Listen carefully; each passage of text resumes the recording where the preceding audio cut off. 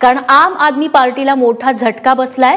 21 आमदारांची आमदारकी रद्द होण्याची शक्यता आहे, कारण लाभाच्या पदासंदर्भातला खटला चालवण्यात येणार असल्याचं निवडणूक आयोगानं म्हटलंय। प्रशांत कदम आमचे प्रतिनिधी आता आपल्यासोबत आहेत। प्रशांत, हे सगळं प्रकरण नेमकं काय आहे?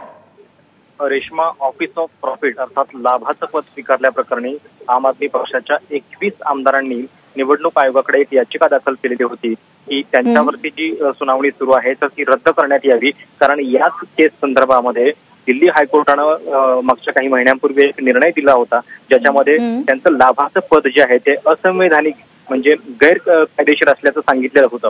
आम आदमी पक्षाचं म्हणणं हे होतं की जर हायकोर्टानं अशा पद्धतीनं ही पदं किंवा या पोस्ट ज्या आहेत त्यात जर असंवैधानिक ठरवल्या असतील तर आम्ही या पदांचा लाभ घेतल्याचा आरोप आमच्यावरती कसा काय होऊ शकतो, आणि म्हणून निवडणूक आयोगाने या गोष्टीचा या हायकोर्टाच्या निकालाचा विचार करावा आणि पुढची सुनावणी आहे ती या सगळ्या प्रकरणामध्ये घेऊ नये।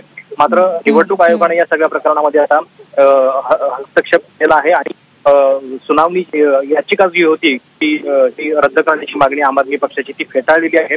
ऑगस्ट महिन्यामध्ये या संदर्भातला अंतिम निर्णय होऊ शकतो आणि जर निवडणूक आयोगाचा निकाल जो आहे तो आमदारांच्या विरोधात गेला तर आम आदमी पक्षाचे 21 आमदार जे आहेत त्यांची आमदारकी रद्द होऊ शकते।